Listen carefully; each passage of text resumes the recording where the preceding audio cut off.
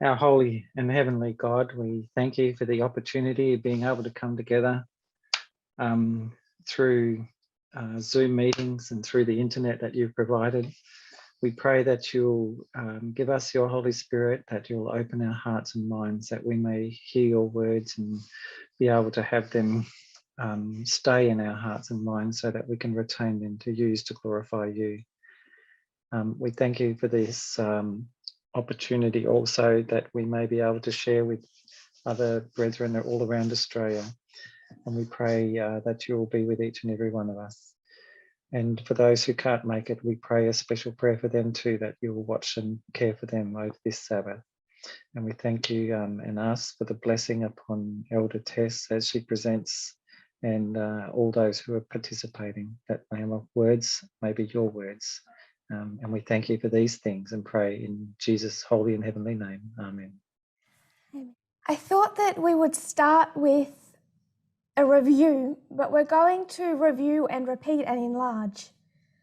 I don't want to get bogged down in just all the quotes that we could use from these men, that they certainly give us plenty to choose from.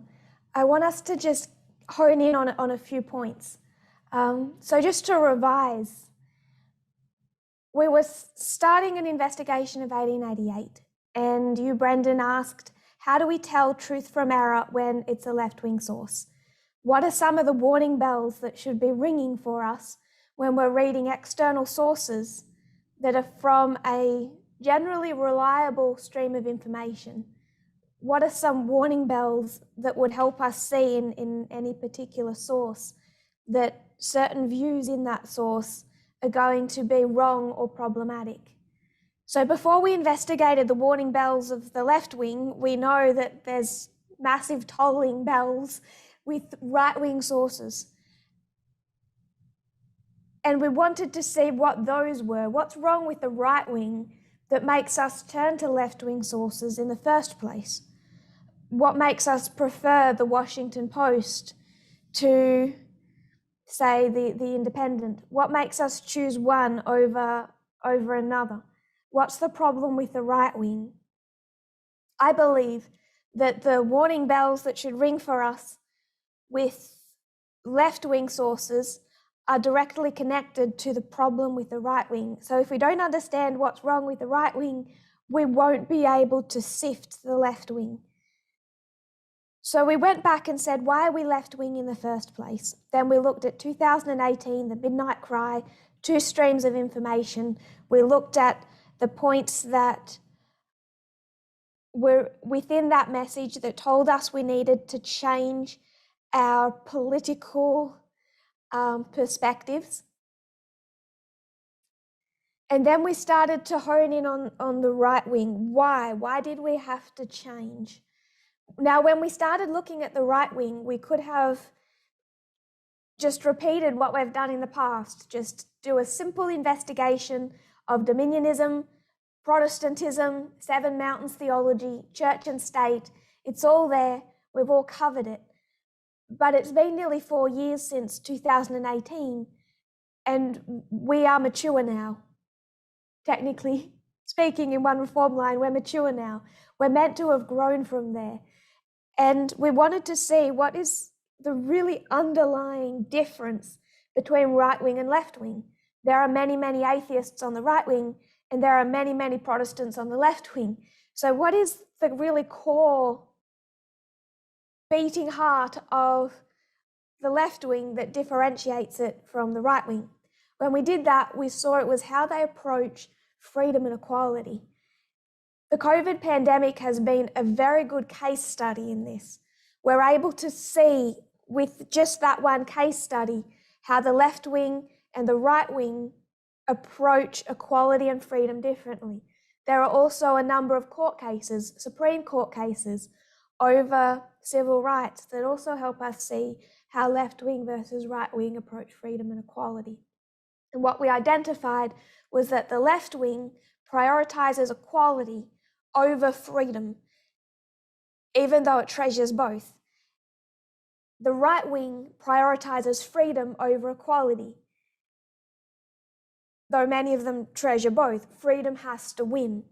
So when these two principles collide, freedom and equality, whether it's in the context of a global pandemic or in the context of LGBT rights at the Supreme Court level, you're going to see the difference between the left wing and the right wing based on which one of those two they will prioritise, which takes preeminence when they come into conflict. Democrats, generally it's equality. Republicans, generally it's freedom. We could have left it there, but we wanted to look at the third political party in the United States. And while it is a political party, the third largest, more than a political party, it's a philosophy, and that's libertarianism. We're going back to libertarianism. We left it once Goldwater came up. Goldwater is the politician who many blame for introducing libertarian philosophy to the Republican Party. It is why the Republican Party is so heavily libertarian in their philosophy. We're going to go back to Goldwater and libertarianism and militia groups. But we wanted to bring in libertarianism because libertarianism is a little bit different to that right-wing, dominionist, Protestant package that we have been looking at the last few years. Libertarianism supports gay marriage. Libertarianism opposes church and state. Libertarianism is, generally speaking, wanting to defund the police, end the war on drugs. So we need to understand right-wing libertarianism. And the reason that I wanted us to investigate that, really without having planned to, we started heading down that road, and I do believe it's providential because so much of libertarian philosophy entered this movement in 2019 when people who were in the dominionist section of the right wing moved from the dominionist portion of the right wing just into the secular libertarian portion of the right wing, and that has had and continues to have an impact on this movement. So I want people to see a little more clearly some of the issues and arguments happening within this movement currently, historically and currently, that are still all about two streams of information and right-wing versus left-wing, still about Ipsos, still about the midnight cry. So we're going back to libertarianism. But once we looked at libertarianism, we went to that Vox article. Now, I am going to keep coming back to the chat to make sure I'm not missing hands up. So this is at the beginning a review and at some points a repeat and enlarge, but I want to stop at periods of time because we may be wrapping up our discussion on atheism today. So we went to the Vox article that is written because of what happened the year prior, 2014, Gamergate. That is the historical context of the article.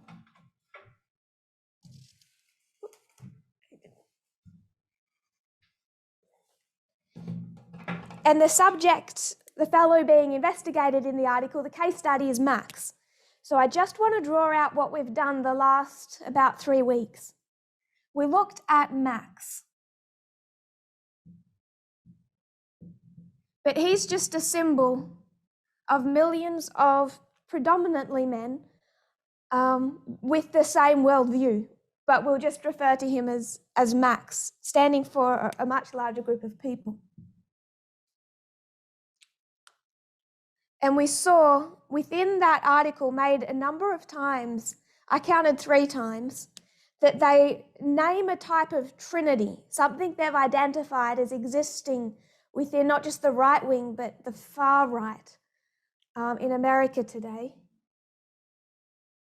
And that is a worldview that's built upon 3 key ideological positions. First one,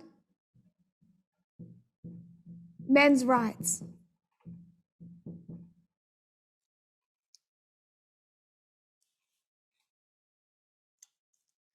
Second, atheism.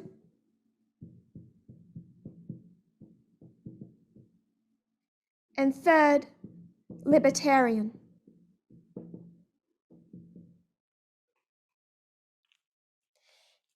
the third time the article lists this Trinity, it doesn't actually list these three.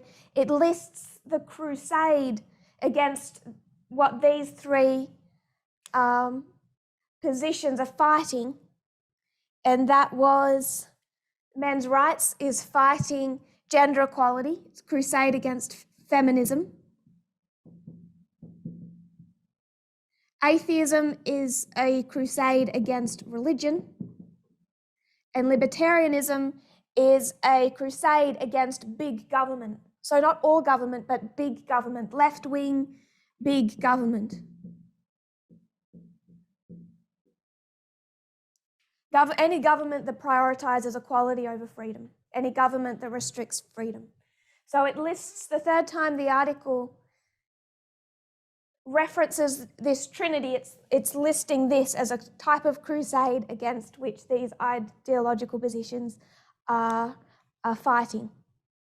So we've put aside libertarianism for the moment, but it's going to come up today, and we've been looking at atheism. So Max stands for a much broader segment of the US population. I wanted to ask the question, why does Max have this position? Why is this his worldview?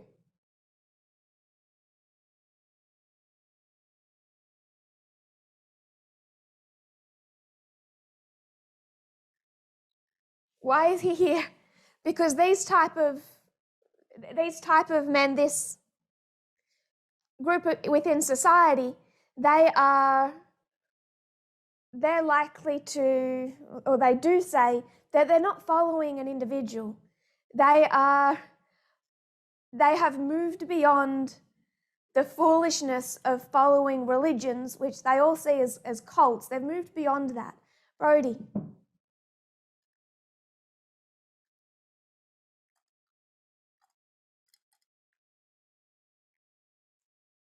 Brody?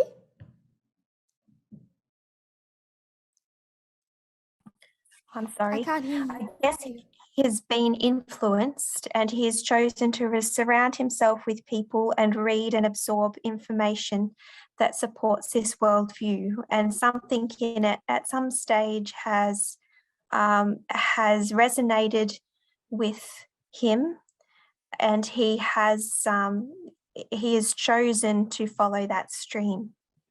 Is that the answer you were looking at? Yes, because that's not what he would want to hear. That's not what he would want to see.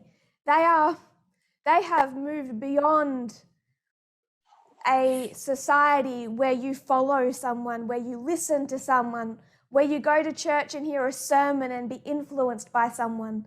It's very much an individualistic position where they believe they're following their own reason and their own rationality. And I don't agree with that. We all absorb information from somewhere. You're here because you think that this movement, like I think that this movement makes sense.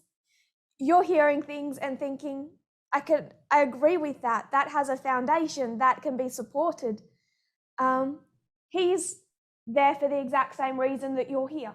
He's heard things that he thinks make sense, that appeal to him for one reason or another. So where did he hear these things? What is he listening to? And we could speak about, as we have in the past, Jordan Peterson, Ben Shapiro, depending on the faction within the right wing, maybe even Tucker Carlson. And they might weave religion into what they say, although I don't think what they say needs religion. But they might do that. They do that. Instead, because we see atheism as a component of this, we wanted to see where he gets his worldview from. Before we do that, 3 points stood out relative to gender in that Vox article that have been repeating themes. So I just want to list, I'd like us to consider, if anyone wants to contribute any, some key points about gender, about how he and that faction views gender.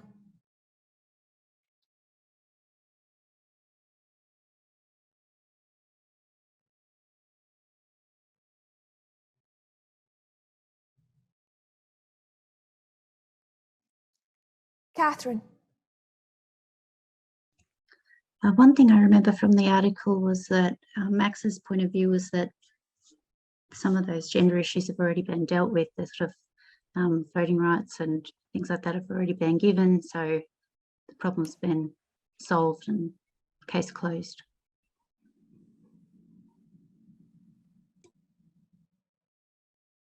I agree. I'm just trying to think of how to put that on the board.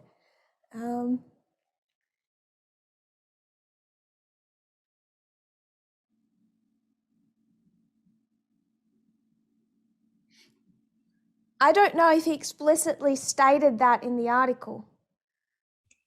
He said that his mother, I think he said I agree with you, yeah. Oh, it was, okay, yeah. I'm sorry, what I was saying was I'm not sure if he explicitly stated the year that he thinks it was. Did he do that? I don't think so. I don't think he Okay. said the year. I just think that however expressed in the article, it sounded like, depending on how you define feminism, he would consider himself a feminist in one sense, but not the way feminists are today, because they're going on about, they're basically going even further than what the feminists have all perhaps wanted. That's a good point. Is it okay if I write civil rights in relation to gender has been accomplished? It's done? Yeah, that sounds, yep. Josephine.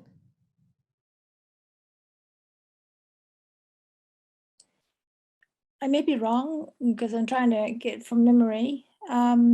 He thinks that women have their voting rights already. They got job, like equal pay, abortion rights. Something about the dog whistle or something. I'm not sure. I think that's a similar point to what Catherine was making. You've expounded upon this point here. Okay. But yes, you're right. It's that idea that women can vote now. Women can work in pretty much any profession they like now. Has been nothing left for women to fight for. Good. So can you see how, is it okay if I just tie that into this point here? Yeah, it's great. Thank you for expounding on that for us.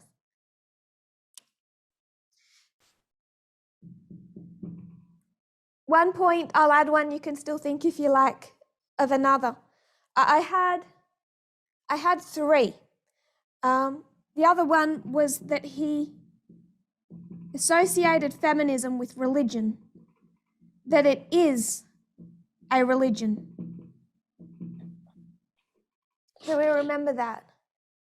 That he pretty much said feminism is a religion. Marie.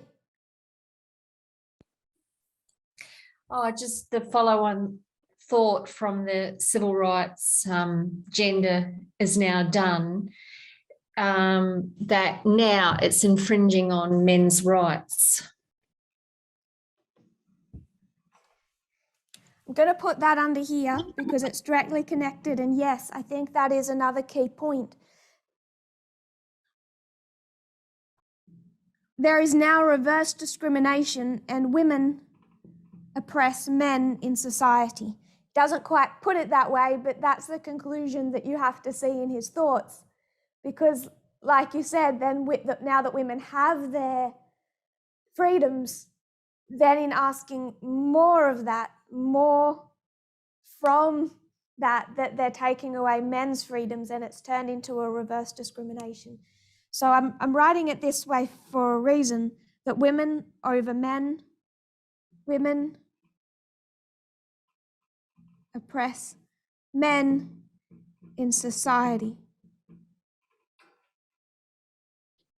Is there any more, Marie, or were you done? Don't want to interrupt. Now I'm done. Thank you. Then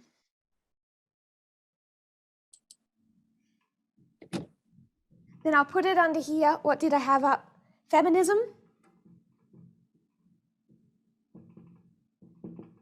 Feminism equals religion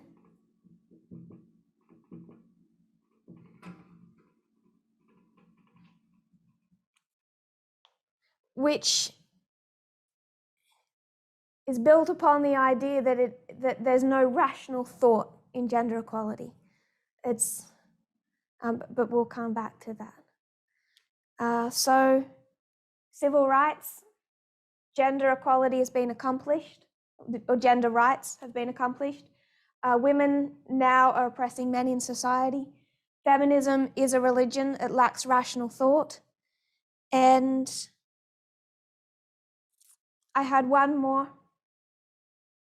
And I'm not sure if he explicitly states that in the article or not. I didn't have time to go back through that article today. But I am positive that he believes this, whether or not it was actually stated explicitly, and that is the intrinsic differences between men and women. Intrinsic strengths and weaknesses. What are intrinsic strengths that men would be considered to have?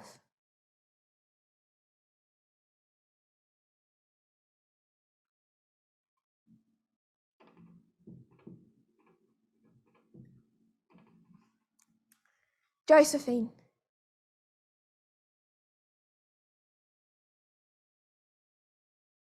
Their ability to think rationally, biologically. Well, it goes back to Rational thought. yeah.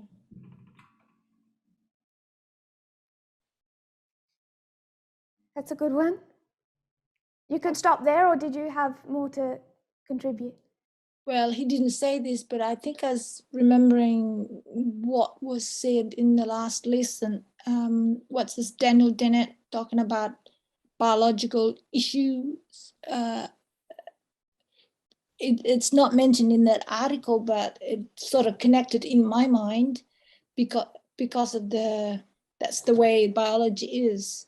Men have that ability and women don't necessarily have that ability.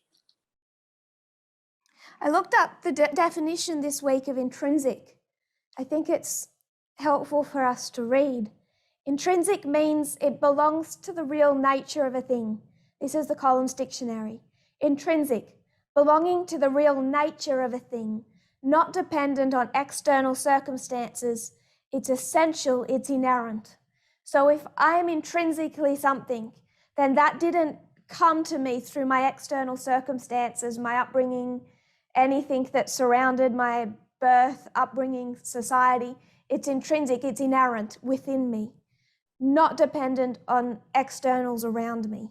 Inherent means existing in someone or something as a natural and inseparable quality, characteristic or right. It's innate, basic, inborn.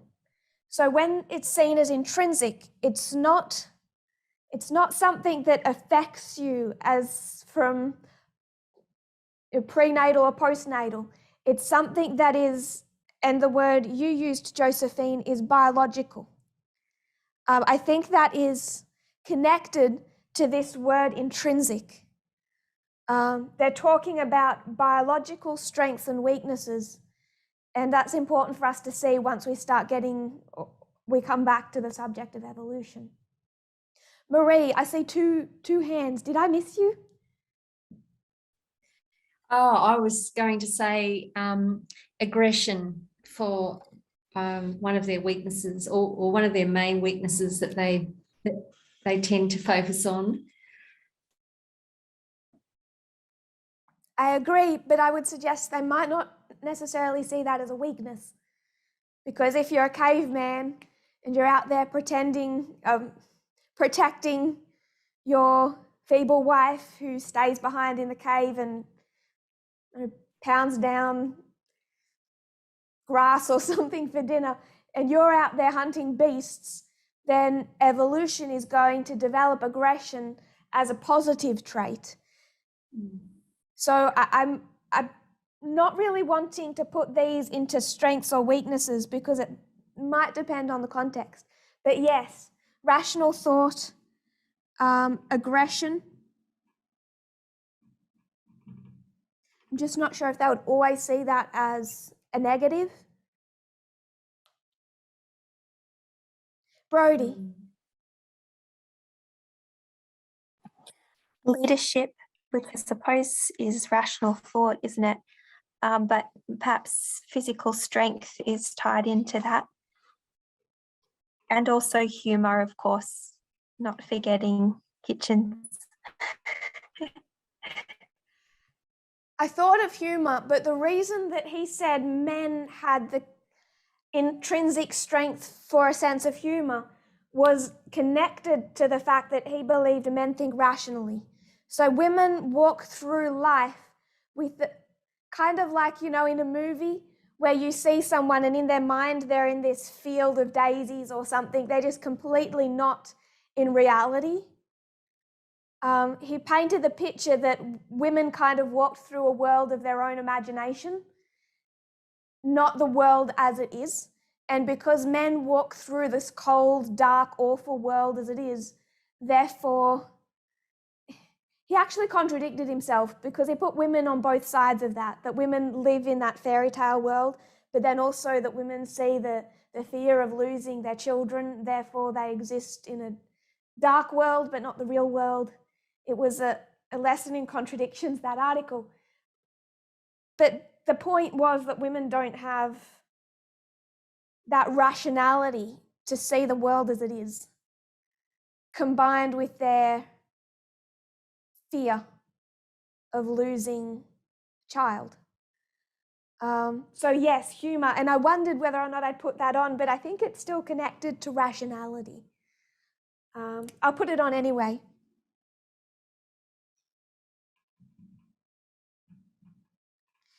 We can contribute to the intrinsic strength of women. What do they say the intrinsic strengths of women are? Greg, you can put for either if you like.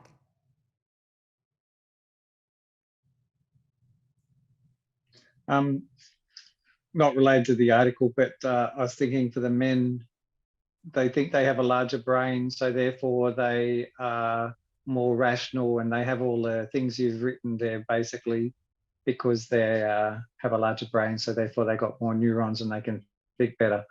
But that's just, like I said, not related to the article. And for women, nature and versus nurture. So women are more nurture than nature related. Nurture. I think they probably wouldn't use the brain size argument now, but it certainly has been historically, it's been one of their ways to prove their point about women. Nurture is an important one. James? For men, I was thinking of leadership, but for women, I was going to say the same thing that Greg said, so just kindness, empathy, making babies, that sort of thing, basically.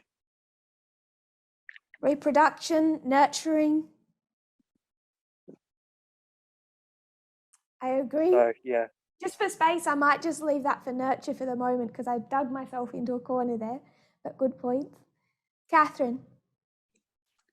Women have cunning, the ability to be cunning minxes, and they have their looks, their appearance, that kind of thing. Beauty.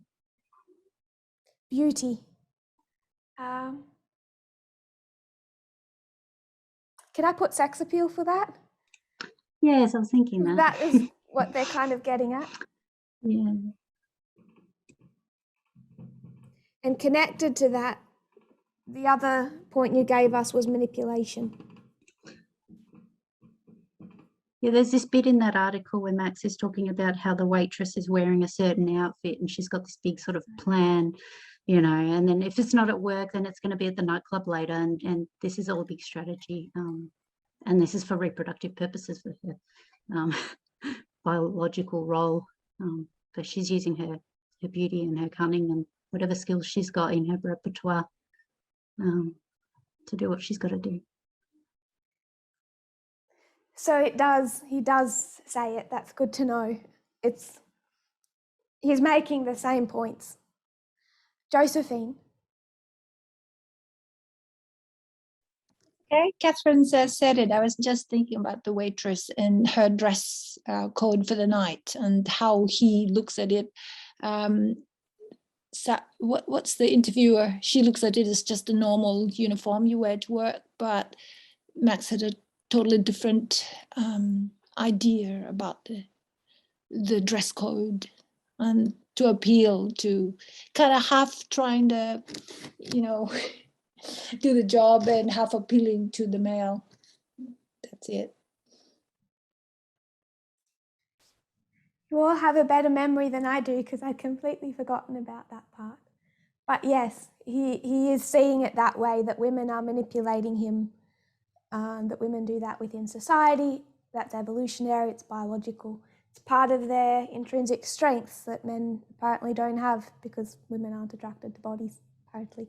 Brendan. And that's assuming that lesbians don't exist.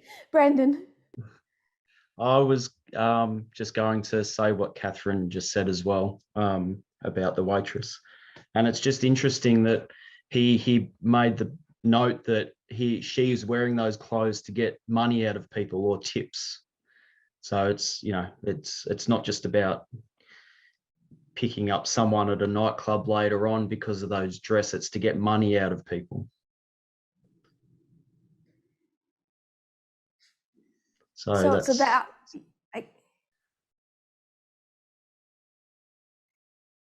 so it is about getting higher up in society.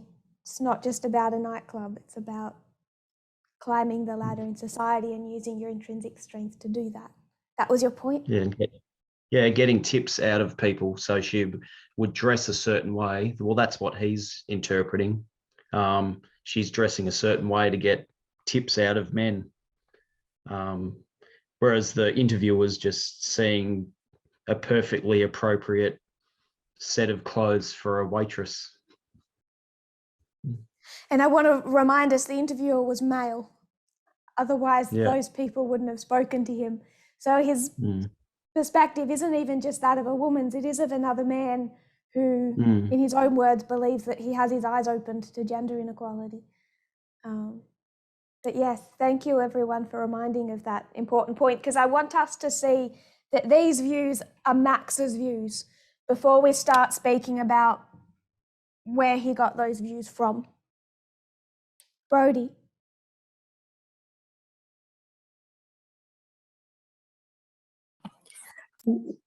Just a side point to that, that observation is actually real, that the sexism in society is such that a woman's dress directly relates to her success economically. Yes.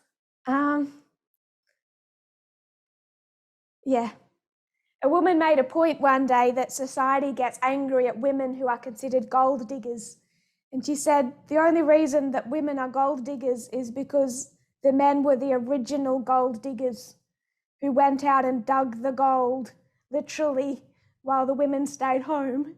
So do women become gold diggers because they have this intrinsic biological strength for sexual appeal and manipulation to climb the societal ladder? Or are women doing that because every other alternative seems to be a closed door or a glass ceiling?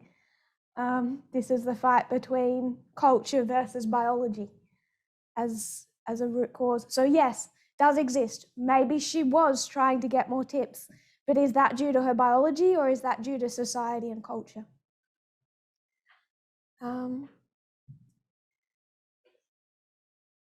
So those were, I think, all the main points brought out really well, I think, as a class to kind of expand on Max's worldview. Men's rights is in opposition to feminism, atheism in opposition to religion, libertarianism in opposition to left-wing big government. Gender, these all relate to the gender. Some perspectives of gender in society. is that gender civil rights have been done and dusted. If I was to put on a date in it, 1960s, done. That women oppress men in society. Any thought otherwise is not rational. Feminism is a religion because it is not rational thought, and that men and women have intrinsic strengths and weaknesses. And we explained a little bit of what they mean by that. Josephine. Just going to add to culture and society, those two words. In America, I think you may not get a real good pay as a waitress or you're not given a really good pay because the clientele that come to the restaurant usually tip the waitresses really well, and you end up having a lot more money from the tips than you do have from your actual wage. And the people do tip the waitresses really, really well.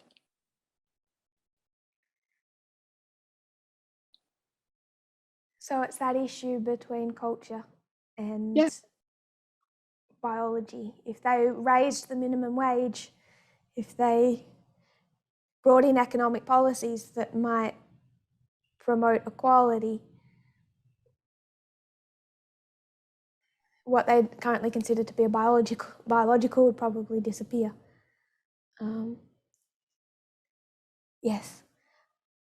So I want to, now that we've investigated Max, I want to look at where does he, and remember they're interviewing him because it's post-Gamergate and he's a symbol, someone who's willing to talk to them, of a much larger group of people.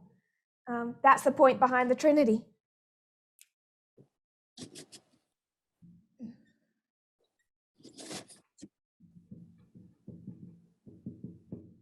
So pulling out the atheism,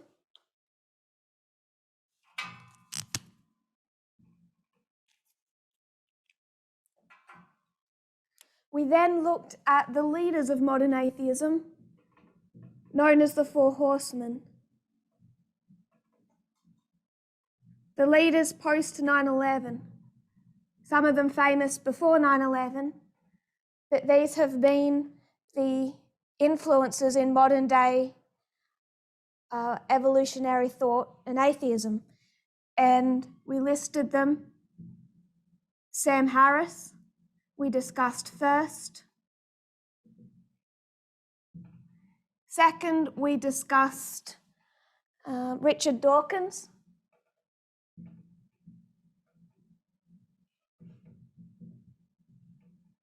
Third, we discussed Christopher Hitchens. Fourth, we discussed Daniel Dennett. And then we spent a little bit of time listening to what these men actually have to say about gender. And I just want to remind us, without going back through those same quotes, of a few points.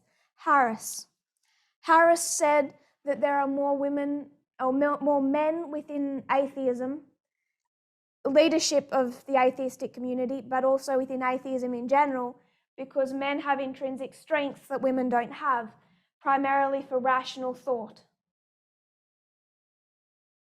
and openness to an aggressive, emotionless debate. And that type of rational thought is an intrinsic weakness for women, which leaves them more susceptible to religion and more less likely to join atheism. He also said intrinsic strengths women have are emotion, nurture, etc. So Sam Harris really goes in hard on the fourth point, intrinsic strengths and weaknesses. We looked at Dawkins. Dawkins said that to question trans identity is considered by society to be heretical. I referred to that as dog whistling because there really are, kind of, to simplify it, 3 levels. You have these leaders, you have all the maxes who are feeding off their messaging, and then you also have middle management.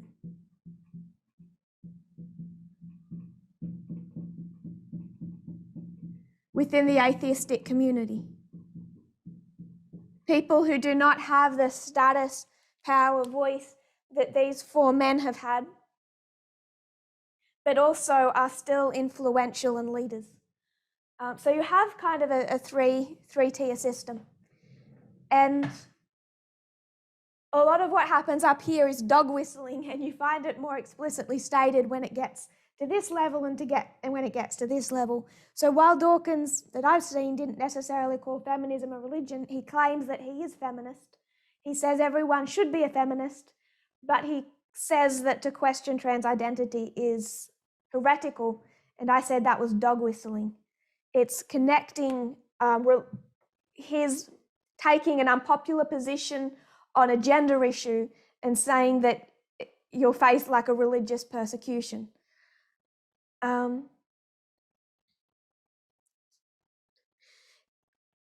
Just one point while we're discussing Dawkins. What we're doing is seeing what people genuinely believe, not necessarily just what they say they believe. They will show in these quotes, when they're put on the spot, they will show what they believe, and you'll also see what they believe by the position of their base. Trump doesn't say that he's a white supremacist. He dog whistles, and then you see white supremacists follow him. So you're not necessarily going to hear it all explicitly stated here, but when you see the effect of it, you see the effect of the dog whistling, and you know more clearly what the messaging is. We are doing all of this in the context of an information war, where Putin is able to convince millions of people that Russia is not at war with Ukraine. If Putin can convince millions of people that Russia is not at war, then end-time events get a lot more complicated. Dawkins says he's a feminist. Dawkins says everyone should be a feminist. Then he goes on Twitter and says that, I'm paraphrasing, but I'm not doing him an injustice, that date rape is not as bad as stranger rape at knife point, and that any woman who says that it is needs to go away and learn how to think. So he says he's a feminist. And then on Twitter, to make a separate, logical, scientific point, he starts stratifying different categories of rape by severity. And he got into trouble for that, but he doubled down quite hard. I don't think that anyone should suggest that one form of rape or being raped by a stranger with a weapon is more harmful than being raped by someone that you might have known or had an element of trust in. But such is Dawkins, such is the feminism that Dawkins espouses. So he says he's a feminist, Putin says he's not at war. I don't care what they say. Just making that point. So Dawkins hints at feminism as a religion. You see that in his base quite clearly. Talks about an intrinsic nature, men acting on attraction to women. And again, he doubled down. He said if women don't want to end up in a situation, if they don't want to be in a courtroom testifying against the man who raped them, women should never get drunk. Again, he will say he's a feminist. It's not about what people say they were. It's not about people in the movement who say that they are left-wing and believe in equality if they're preaching libertarianism and freedom and men's rights positions. It's not what they say they are, it's what they live by. It's the effect of their messages. So he also references intrinsic strengths and weaknesses. Men are aggressive, sexually excited by women. Women have sexual appeal and manipulation. You put a drunk woman with a man who has this aggression, and car crash in a brick wall, what do you expect to happen? So that is, I hope we can see in his comments about rape, this belief in intrinsic strengths and weaknesses, his justification for rape.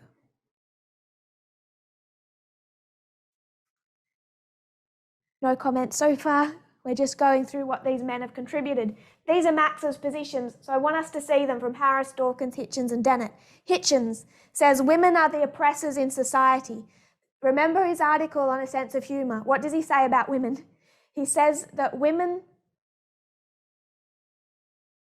are the ones who truly rule in society, and the only reason that anything looks patriarchal or anything looks like men are in control, the only reason that there has never been a female US president, me putting words in his mouth, is because men and women engage in this carefully orchestrated act. Men pretend to be the ones in charge, and women pretend to be the ones oppressed. We can get hung up on his phrase, cunning minxes, but when he says that, it's about this act that women are pretending, cunningly pretending to be oppressed. In reality, women dominate society and are the ones in control and the ones oppressing. So Hitchens makes this point very clearly. And of course, he makes the position very clearly about intrinsic strengths and weaknesses. So women oppress men in society. Point 2 and point 4, he really lays into. I want us to look at Hitchens, though, in point 1 for a moment. Do we have any thoughts or questions so far? And I want to give Hitchens just a moment longer. Catherine. It's something vaguely in my memory, but I think there's a song, and maybe it's based on an old poem that was the female of the species is more deadly than the male. They sort of, I don't know if you've heard of that, but they were using some, animals from the animal kingdom and trying to, I don't know whether they have that sort of an idea when they're talking about women. Bit like, I don't know, a female spider or something like that, having to be more deadly for some reason.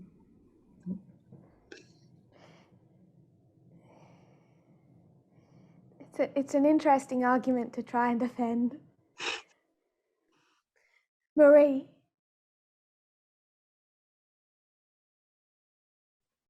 Yeah, this belief system that they have, and in particular, this I can't say the word, the strengths and weaknesses that they have, these inbuilt strengths and weaknesses, because I can't say the word, sorry.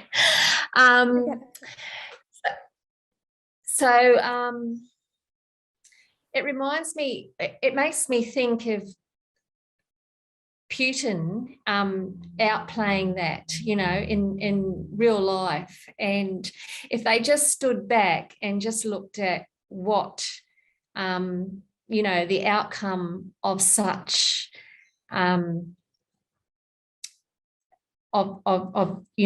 this whole philosophy is, if they looked at someone like Putin and see what he's doing, it just makes you think where it leads. Like, can't they just see where all this leads? And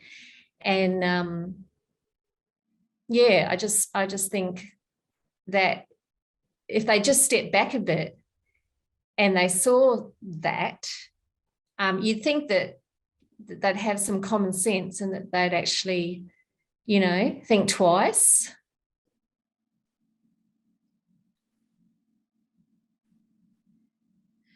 Putin is using this to try and appeal to his base, worldwide base, that Putin has an intrinsic masculine strength, aggression, that makes him a rational, wise, powerful leader.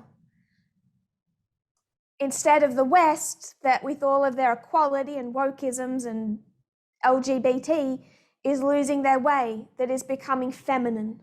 So Putin is very much using this. But again, it's about not really looking at what people say they believe or what position they say they take. If you go to Dawkins' Twitter feed, like I do, you'll find post after post condemning the war in Ukraine, condemning Putin, concerned about the civilians there. I want us to see this picture clearly, not just like an ugly manipulation of it, because unless we can see it clearly, we won't see how much danger we might be in to think the same way. It's that old adage, if you think Hitler has two horns and a snake's or a demon tail, then you're not going to expect a modern day Hitler to stand up and speak the way Trump speaks. Hitchens, he's passed away now. He was pro-gay marriage, against the war on drugs. He considered himself left-wing, voted for Barack Obama, and opposed church and state. So if you were to investigate Hitchens' positions, I'll just repeat that. Voted for Barack Obama, supports the decriminalisation of sodomy and the legalisation of gay marriage, supported the decriminalisation of drugs or the end of the war on drugs, opposed church and state, and considered himself to be left-wing. In that context, I want us to read a couple of statements of his. Also just noting that while he's those 5 things, he was also a strong supporter of the invasion of Iraq and very strong supporter of Second Amendment gun rights. I'm going to quote him. He says, as 1968 began to ebb into 1969, however, and as anticlimax began to become a real word in my lexicon, another term began to obtrude itself. So just to kind of explain what he's saying, 1968 was a Civil Rights Act. So we have the landmark Civil Rights Act of 1964, and then in 1968 you have the Fair Housing Act, which is kind of built onto the Civil Rights Act. So Civil Rights Act 1964, Fair Housing Act 1968. What he's saying is that for many people, they just completely missed the Civil Rights Acts, and it was a type of anticlimax for people. And for people who missed that year and felt like it was an anticlimax, they started to introduce another term. That term, he says, is the personal is political. At the instant I first heard this deadly expression, I knew as one does from the utterance of any sinister cow feces, not his term, that it was, cliché is arguably forgivable here, very bad news. So he says, Civil Rights Act 1964, Fair Housing Act 1968, done and dusted. People felt like it was an anticlimax. He started to hear the words said, the personal is political. And the instant he heard the personal is political, he knew that it was a sinister cow feces, very bad news. So for Hitchens, the fight for equality, any fight for equality after 1968, any concept of the personal is political, what was his position on it? When did he think that it was all done and dusted? Again, we're looking at why Max has this position, because I don't believe Max. I don't believe he was just born more rational and came to this position on his own. He's gone and listened to men preach, just like some people go to church. He's taken this in from somewhere, and it has, for whatever reason, appealed to him. We've looked and seen how these 4 horsemen, let alone middle management, because it's much more obvious even in middle management, these 4 positions are held in modern atheism. We've looked at these last 3, but this first one, I want us to see it in Hitchens because he's explicit. Quoting him again, I remember very well the first time I heard the saying, the personal is political. It began as a sort of reaction to defeats and downturns that followed 1968, a consolation prize, as you might say, for people who had missed 1968. I knew in my bones that a truly bad idea had entered the discourse, nor was I wrong. People began to stand up at meetings and orate about how they felt, not about what or how they thought, and about who they were rather than what, if anything, they had done or stood for. So he says with the personal is political, people started talking about how they felt and who they were, not what they thought and what they stood for.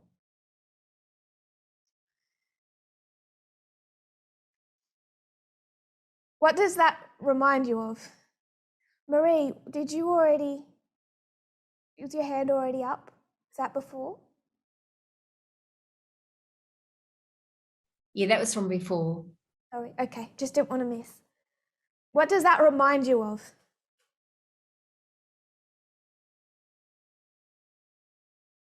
Catherine? It reminds me of this idea that if you can't sort of prove it, like measure it, observe it, it's not really real.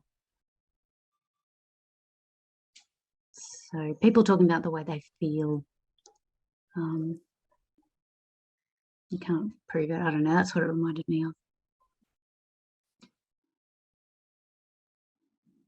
We can bring a case study to that, Rebecca Watson. Now, we spoke about Rebecca Watson, what happened to her in an elevator. It was 2011, and it's actually called Elevator Gate. It was a major issue when it happened. It was quite a huge issue. It's called Elevator Gate and kind of seen as a predecessor to Gamergate, when Rebecca Watson spoke about being propositioned in this elevator. So she enters an elevator. She spent all day talking to people about how she is sexualized within the atheistic community.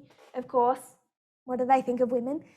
But she's sexualized within that community. There's sexism within that community. She spends all day at a conference talking about it.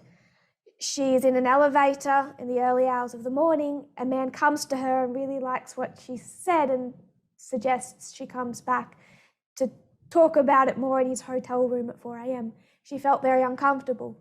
And she said, very few words, please don't do that. Dawkins responds and says, stop whining, will you? He's telling her to stop talking about how she felt. Dawkins and Hitchens, of all of these men, I'd like to suggest they were actually the closest in ideology, but also personally. They'd never got together, the four of them, just the four of them, since that 2007 meeting where the term the Four Horsemen was originated from. That's the only time the four of them met privately like that. But Dawkins and Hitchens had a very close connection. And you see that in a lot of what they say. So I think it's reasonable to take what Hitchens says about the personal is political and feelings and see that, an example of that, in his friend Dawkins. When he responds to Rebecca Watson, he's telling her to stop talking about how she felt, because this is what he sees happening. There's an elevator, and there is a woman, and there is a man. He's going to speak to her. That is going to make her uncomfortable, and she's going to ask him to stop. And she's going to say how that speech made her feel. Dawkins' point is that he did not physically hurt her. He didn't attack her. He didn't touch her. He didn't drag her out of the elevator. All he did was speak to her. He compared that to him getting into an elevator with someone chewing gum. It's temporarily uncomfortable. You get off at the next floor. It's no big deal. So she should not be speaking about her feelings. And his response suggested that this was an attack on this man's free speech, because he should be able to say what he wants. So who is the victim here? Again, freedom and equality. She's saying this is not just one speech for her. This is within the context of a massive amount of sexism, sexualization, and physical abuse, even rape, that is happening within new atheism. Some of it is physical, but for Dawkins, all he sees is equality versus freedom. All he sees is her feeling harmed and him saying, that's just your feelings, that isn't harm. You want to know harm? Go experience female genital mutilation, which is actually what he said. Go experience the life of a Muslim woman in the Middle East. Then tell me what harm feels like. Stop talking about your feelings. Dawkins' perspective is the same as Hitchens. That's what I'm wanting to see from Hitchens' quotes and Dawkins, one of his real life examples. What does this remind you of? Both of them.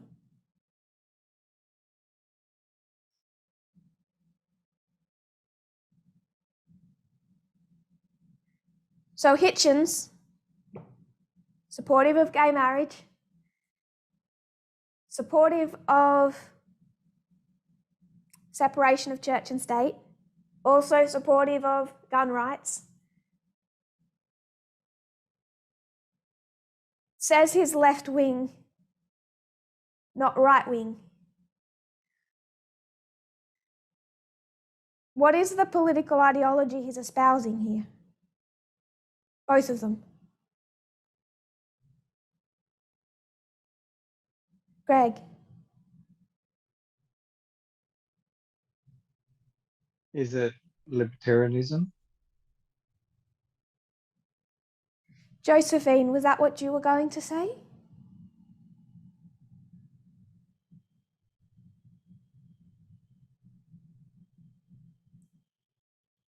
Josephine?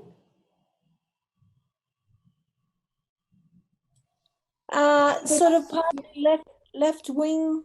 If you're supporting gay marriages, if you he says he's left wing. So what's he doing? Striding both sides, or more towards the left?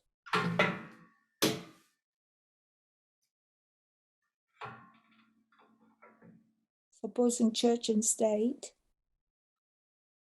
Don't have it up there anymore. I might ask the other few people because they might answer your question. They might go into further if that's okay. Marie. Oh, I was just going to say that they're both espousing right wing. You got someone that's, for Obama. There's so much of what he stands for which is left wing, but he's actually, there's aspects of him that are right wing.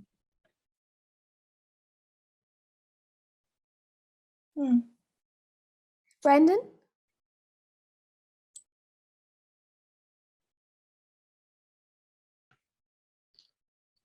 Yeah, I was just going to repeat what Marie said.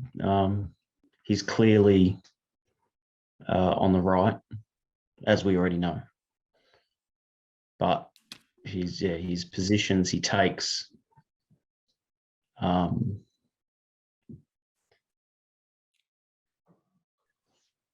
he's right wing, even though just by the sheer methodology he uses, appears to line, it aligns up with some of the things that the left agree with as well. That's why you had one of the white supremacists, or was it a libertarian white supremacist, end up at a Black Lives Matter? Wasn't a white supremacist. No. Boogaloo wasn't it? movement. You're on the right track. Sorry, I just right. want us to not say white supremacist unless it specifically fits for a reason we'll get to. No, you're right. But I know exactly your point. Please continue. Sorry. Yeah. So even though he's on the far right, his methodology, his freedom, the prioritization of freedom, actually I don't know how to say it. I'm not sure how to communicate it. You are saying it. It's fine. It's not. It's. You are. I don't getting want to the say point. it in the wrong way because it appears that they're agreeing with some of the positions of the left, even though they're not, because the perspective is totally different. The underlying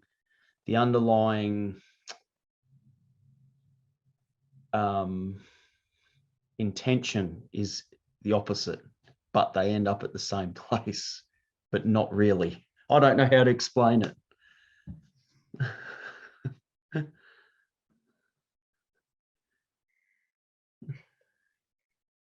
You did explain it. You all did. This is classic libertarian thinking. Can we kind of see that what we discussed when we were talking about libertarianism with them? Remember, libertarianism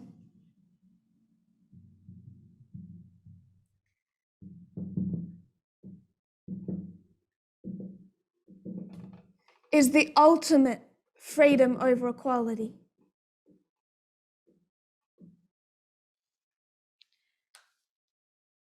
Dominionists believe in freedom over equality when it suits them. It's interesting watching the right wing constantly compromise on freedom over equality. They'll say freedom over equality, and then they'll say, yes, but animal welfare. A very small percentage will say, yes, but the libertarian argument for combating climate change. They constantly try and make a point that what they see as serious really should be prioritized. That's what we saw with that debate over the Civil Rights Act, where a true-hearted libertarian said Title II and Title VII of the Civil Rights Act are terrible violations of individual freedom. And then the other libertarians said, yes, but racism was so bad, it was kind of necessary. So they do compromise. But true libertarianism is absolute freedom over equality. And it is absolutely right-wing. That is why there is a disproportionate pipeline between libertarianism and far-right militia groups. We're coming back to seeing that because we were meant to discuss the militia groups, but we got on another tangent called atheism. But a true libertarian believes in gay marriage, believes in the separation of church and state, believes in defunding the police. That's why you have far-right or Black Lives Matter protests. Not all of them. The white supremacists didn't turn up, but there were some of them there.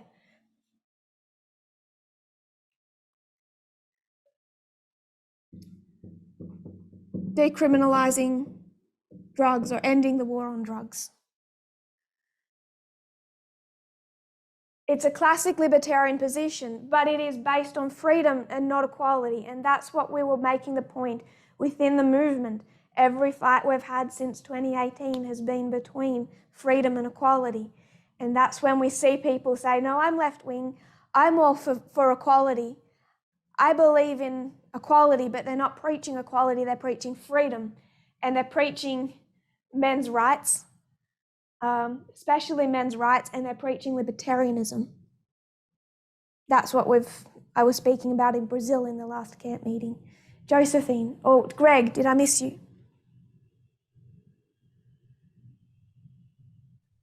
Yeah, I was just going to expand on when I said libertarianism. When you actually speak to a libertarian, from my understanding is you could sound like you're talking to a left-wing person until they get to a certain point, and they would show their true colours of them being right-wing. So, for instance, a libertarian will agree with you on gay marriage and, as you say, defending the police, drugs, all this sort of stuff, church over state. So a libertarian can be a confusing person to speak to initially because they would come with agreement until it didn't suit them. And then they would choose freedom over equality. So that's why I'm saying a left wing, they can appear left wing even though they're far right. or right wing?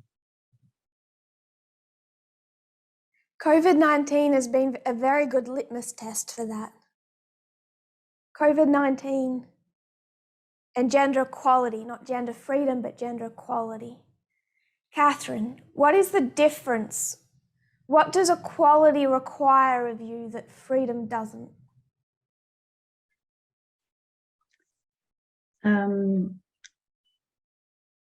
Equality requires you to make sacrifices for the sake of somebody else.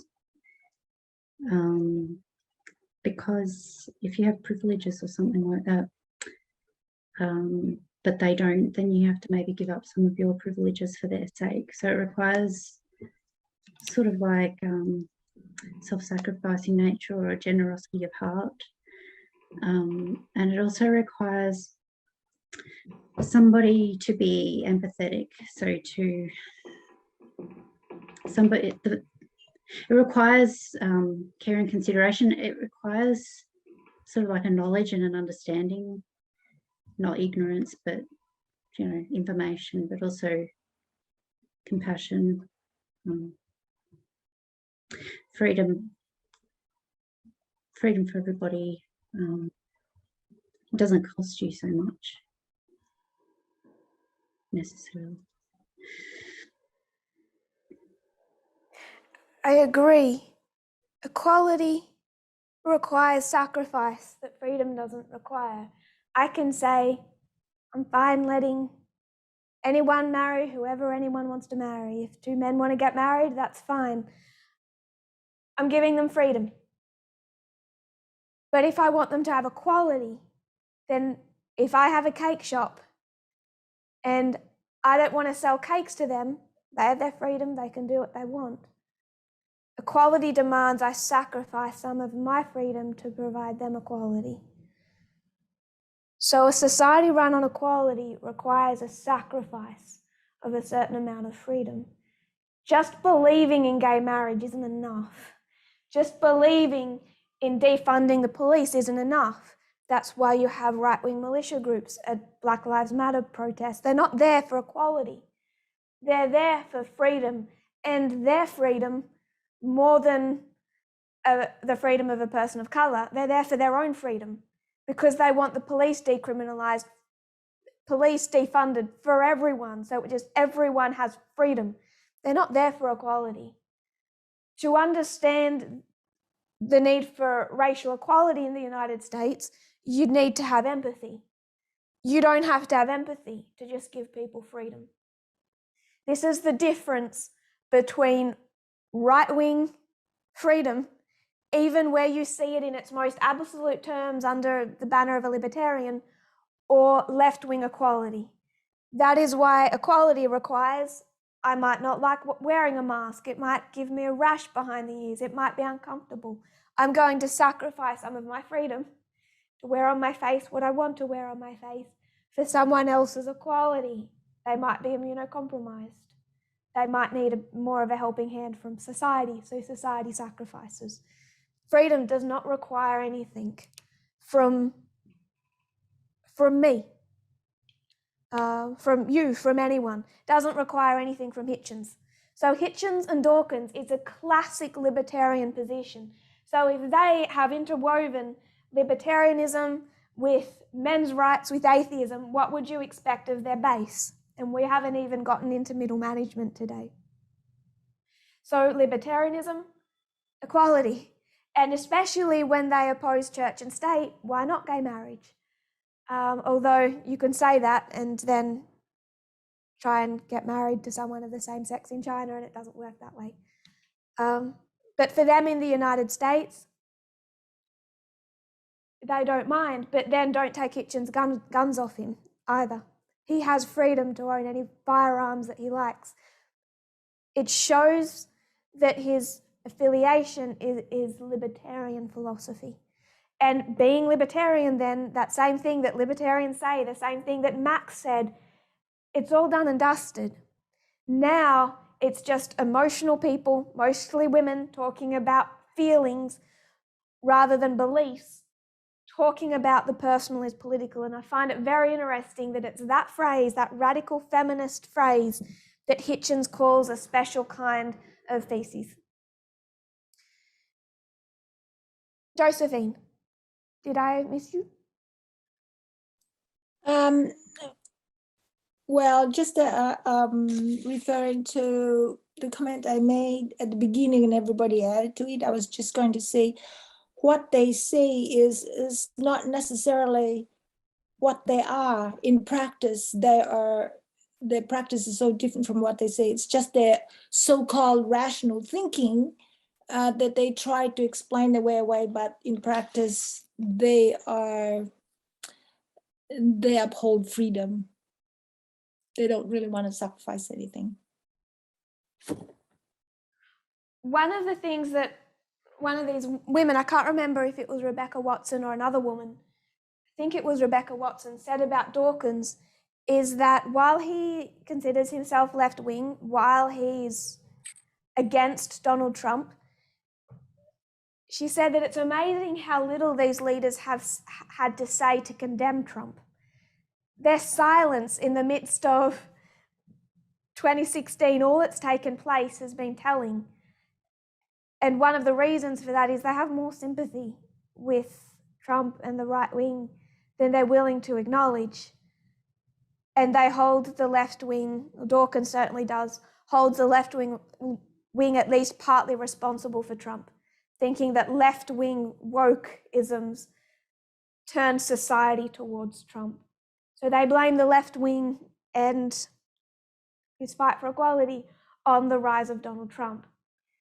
And they are less critical of him than many of their supporters who thought that they were genuinely left-wing. It left many of them surprised, except for a lot of women.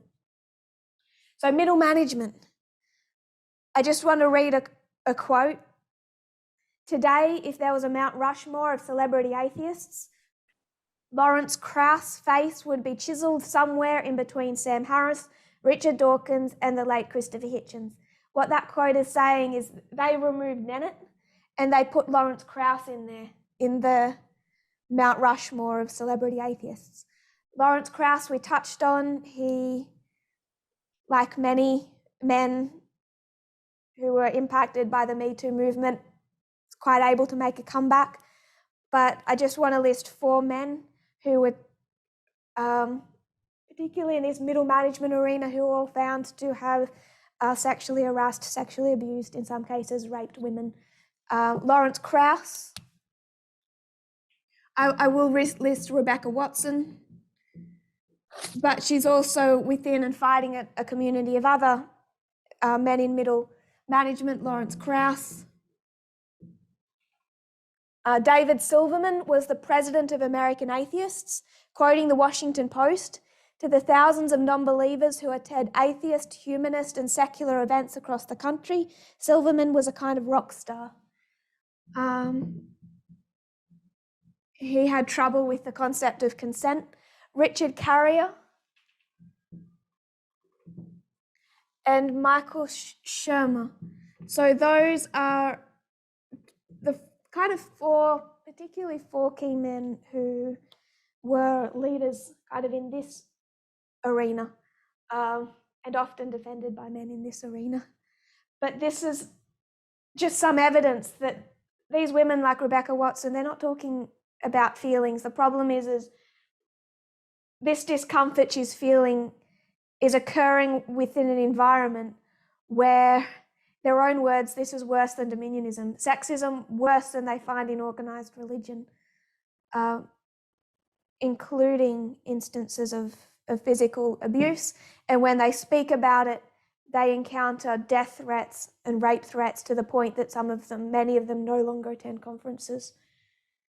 And I'd like to also mention that the women here facing rape threats, death threats, hate from men here, many of the men, when they've tried to find who these men are, when they're sending these violent threats to them, these are not teenage boys in basements who are just enjoying the freedom of saying inflammatory things on the internet and getting away with it. They found that these were the men they were actually attending conferences with. These were adult men within the atheistic community who were sending many of the rape and death threats. Another reason why the women either stopped attending or some would only attend if they made sure they were never alone. Quoting from the Washington Post in an article, America's leading atheist accused of sexual misconduct. The alleged misconduct of these leaders, quoting Sikiva Hutchinson, was tacitly co-signed by an atheist leadership that is largely hostile to social and gender justice and complicit in the marginalisation of women's issues. So she, who is an activist for gender equality within some of these movements, including the atheist movement, particularly the atheist movement, is saying the abuse that these men wrought on many women and other men was co-signed by this atheist leadership, hostile to social and gender justice, because they believe it was already done, because they believe that women through their sexual appeal ask for it, men can't help it, because they believe that women actually oppress men in society, and feminism has gone too far if they believe in feminism at all. All I wanted to do with this exercise was show us how we went to Max as an example of this.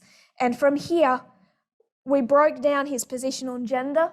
Then we wondered where he got that from, and we went to here. And we saw his worldview here. And then the huge issue within the whole of the atheist movement, which they have helped, certainly haven't fixed. I did also want to make the point of libertarianism combined with their own atheism and men's rights activism. We could go further. Krauss retweeted and supported the position that some French actors, famous French people took that was hostile to the Me Too movement, that said it had gone too far. Krauss spoke out in favour of them attacking the Me Too movement. There's a lot to package around that, but all it does is build up the points that we have already made. And I don't want to confuse the points by going into too much noise. So that's what we've tried to do. Does that make sense to everyone? I don't think I've missed hands. I hope I haven't missed hands. We did that. We went to Max. We saw his worldview, broke it down on gender. We went up and saw where that originated from. And then what we also did last week is we then went and said, well, why does this exist within atheism? And we went back to Darwin. Because their position isn't just about their rationality, it's about their atheism. And connected with their atheism, it's particularly point number 4, this idea of biology.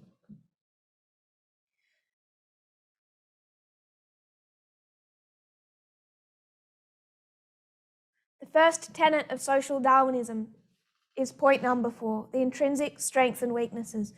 For these men, misogyny is not based in religion at all, but in biology. We might stop here for time, but there's a whole article I wanted to share, and I'm going to send that out. If we could read that before next week, it's kind of good because I wanted to read the whole article, and that probably wouldn't have been great. Do we have any thoughts or questions before we close? And I'll just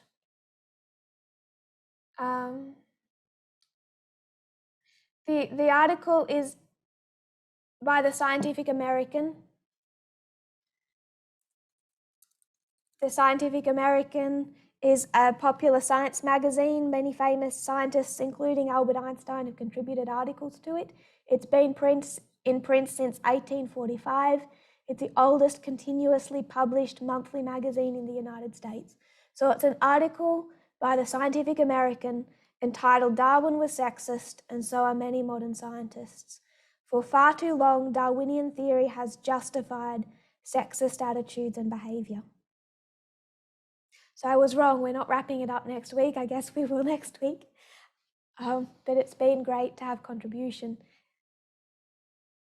I hope you can see how we've reviewed, but we've repeated and enlarged. I've tried to break down the steps we took. Step 1, step 2, step 3, step 4 to Darwin, and then we took a step 5 to see its ultimate conclusion with Roy Den Hollander.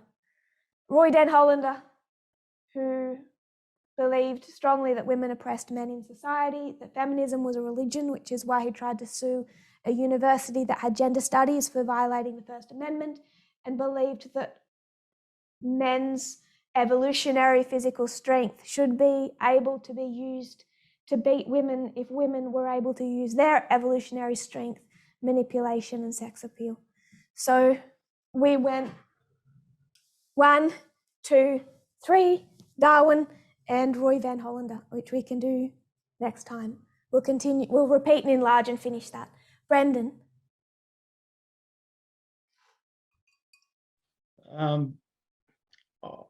I did my best. I've got a question, but I'm not sure if I remember it the way you phrased it about 6 or 8 weeks ago. I tried to find it in one of the Vespers studies, so I'm hoping you can remind me, but you said something like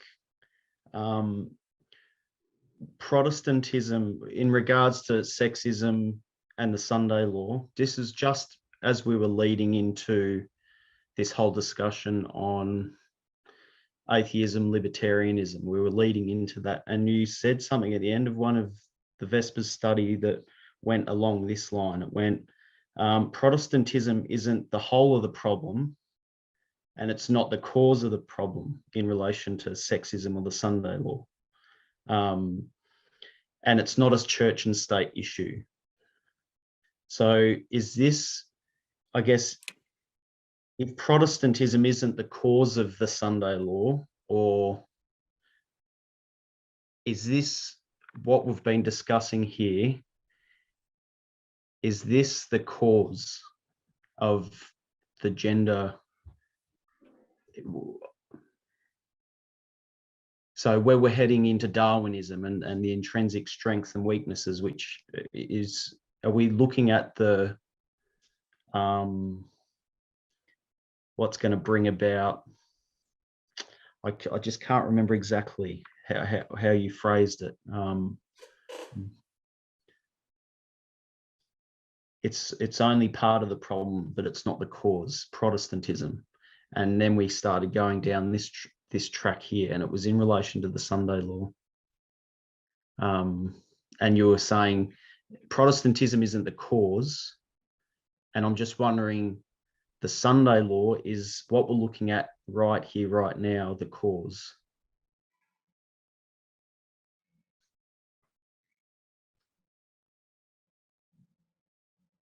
Because you've got the Trinity.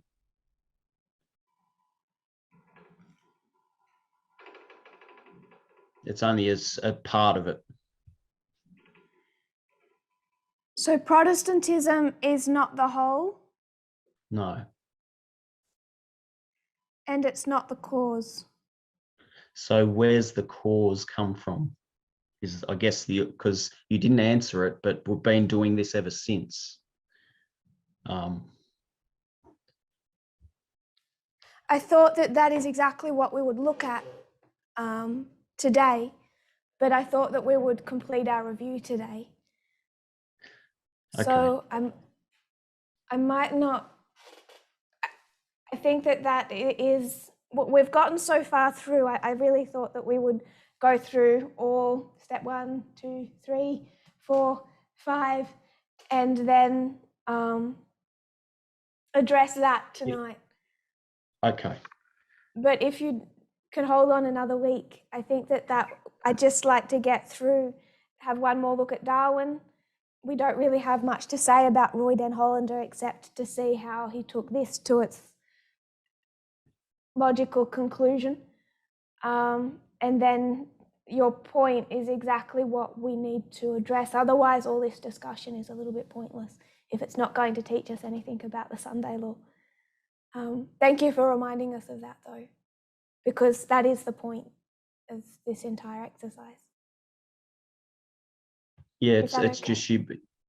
Yeah, no, that's fine. I just appreciate it because it's the last thing you basically said before heading from apostate Protestantism down this path here, and this appeared to be the rest of the whole.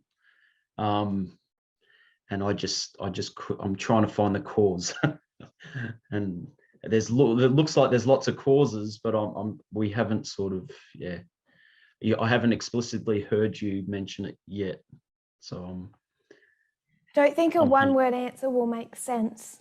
I think sure. we need to do that together. So I'm not trying to just hold off. I really thought we'd do that tonight. But I think I would rather us draw that out. But I'm quite sure we will do that next week. And thank you for reminding us. I will leave that up here for then to remind us. If it's okay, we might close now, because I know some people are really tired.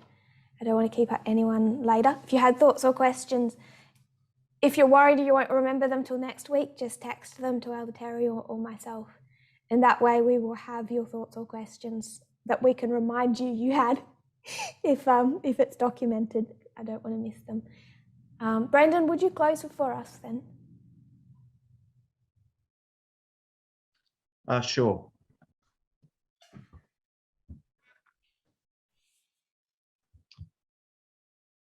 Dear God in heaven, we are so grateful for the things we're learning. We pray for a blessing upon everyone who is listening to this and who is going to listen to this. Help these things change our mind so that we can be helpful and provide better service to you. Help us to increase our empathy and our knowledge, so we can help other people, those of our family and those we come in contact with. Bless your people. We're just so grateful. Thank you. We ask it in Jesus' name. Amen. Amen.